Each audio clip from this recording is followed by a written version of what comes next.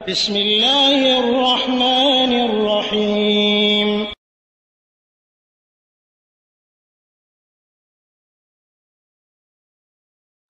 بسم الله الرحمن الرحيم الحمد لله رب العالمين والصلاة والسلام على أشرف الأنبياء والمرسلين نبينا محمد وعلى آله وأصحابه أجمعين أما بعد সম্মানিত ভাই, আপনি প্রশ্ন করেছেন যে মাগরিবের নামাজ এক রাকাত পেয়ে থাকলে পরবর্তী 2 রাকাত কিভাবে পড়তে হবে, আদায় করতে হবে। এক রাকাত হয়ে গেলে পরবর্তী 2 রাকাত আদায় করতে হবে। এটা হাদিস দ্বারা যেটা প্রমাণিত সেটা হচ্ছে রাসূলুল্লাহ বলেছেন, আন আবি হুরায়রা রাদিয়াল্লাহু আনহু নবী সাল্লাল্লাহু আলাইহি ওয়াসাল্লাম قال اذا سمعتم الاقامه فامشوا عليكم الى الصلاه وعليكم السكينه والوقار ولا تسرعوا فما ادركتم فصلوا وما فاتكم فاتموا। বুখারী এবং মুসলিম। রাসূলুল্লাহ সাল্লাল্লাহু বলতেছেন, যখন একামত হবে তোমরা ধীর স্থিরে নামাজের দিকে যাও, নামাজ জামাত পাওয়ার জন্য, কিন্তু এখানে দৌড়বে না। ধীর স্থিরে যাওয়ার জন্য অনেকে দৌড় দেয়, দৌড়াদৌড়ি ঠিক না, বলা তাড়াতাড়িও যাবে না, ধীর স্থিরে যাও। যেখানে গিয়ে তোমরা যে রাকাতটা পাবে সেটা পড়বে, আর বাকি তোমার যে বাকি নামাজগুলো রয়েছে সেটা তুমি পরিপূর্ণ করবে। তাহলে এখানে যে এখানে প্রশ্ন করেছে 2 রাকাত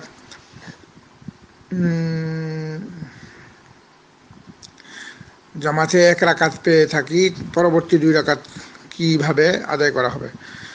1 রাকাত যখন পড়ে ফেলেছে, বাকি নিজের ধারাবাহিকতা রক্ষা করতে পারে। রাসূলুল্লাহ বলছে বাকিটা তোমার নামাজটা বাকি যেটা রয়েছে সেটা পরিপূর্ণ করতে হবে। এখন আমি যখন আসলাম 1 রাকাত পাইলাম, 1 রাকাত হয়ে গেছে, 2য় রাকাত আমি অংশগ্রহণ করলাম, তো বাকি 2 রাকাত কীভাবে পড়বো?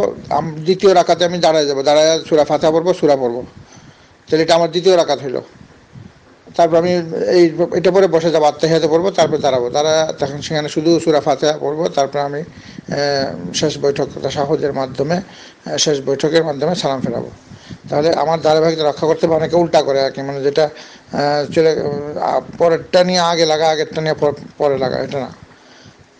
আমি যখন আসলাম, ইমাম 1 রাকাত পড়ে ফেললো, এখন তাদের 2য় রাকাত, কিন্তু এটা আমার জন্য 1ম রাকাত।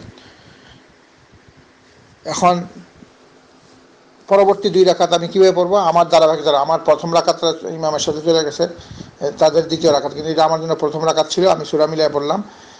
2য় রাকাত আমার জন্য যেটা ধারাবাহিকভাবে আসলো, যখন ওইটা আমার জন্য 2য় রাকাত, সেখানে আমার সূরা মিলাইতে হবে, এবং 3য় রাকাতে শুধু সূরা ফাতিহা পড়তে হবে, তারপর শেষ বৈঠকের মাধ্যমে নামাজ শেষ করতে হবে। তো এই জিনিসটা খেয়াল রাখতে হবে যে প্রত্যেকে তার নিজের তরতিবটা ঠিক রাখতে হবে নামাজের।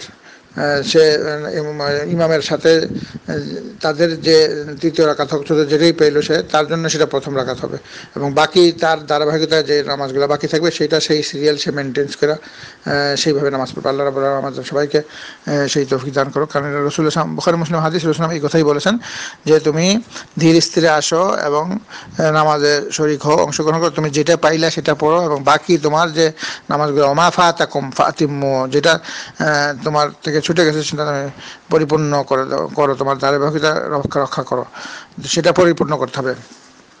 আমার ধারাবাহিকতা রক্ষা করে নামাজটা শেষ করতে হবে। নামাজের যে ধারাবাহিকতা রয়েছে, 1ম রাকাতে যে নিয়ম, 2য় রাকাতে সেই নিয়ম অনুযায়ী, এবং তাশাহুদ, মধ্যম তাশাহুদের পরে যে 2 রাকাত থাকবে সেটা 4 রাকাত হলে 2 রাকাতটা সূরা ছাড়া পড়তে হবে। আর যদি 1 রাকাত মাগরিবের মতো হয় তাহলে শুধু সূরা ফাতিহা পড়ার পর আর কোনো কিছু পড়তে হবে না, সূরা ফাতিহা পড়লে চলবে। আল্লাহ তাআলা আমাদের সবাইকে রাসূলুল্লাহ সাল্লাল্লাহু আলাইহি ওয়াসাল্লামের নির্দেশনা অনুযায়ী নামাজ খুশু খুশুর সাথে পড়ার তৌফিক দান করুক। সাল্লাল্লাহু আলা নবিয়িনা মুহাম্মদ ওয়া আলা আলিহি ওয়া আসহাবিহি আজমাইন বিরহমাতিকা ইয়া আরহামার রাহিমিন।